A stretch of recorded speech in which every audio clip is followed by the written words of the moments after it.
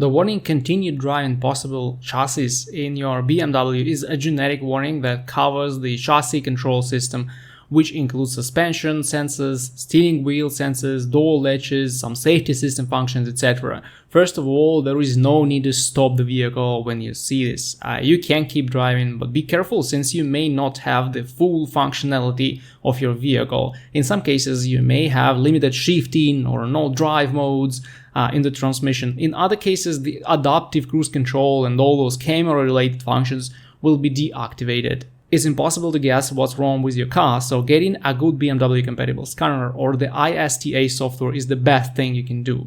Usually the stored codes will point you directly at the problem, and in most cases it's a simple sensor in the drivetrain system or something like a failing door latch or door sensor in your car, also an ABS sensor sending wrong readings. Also, I've seen cases when a dying 12-volt battery caused this message to pop up on the dash, so it's a good idea to check the health of the battery before you pay for any other inspections.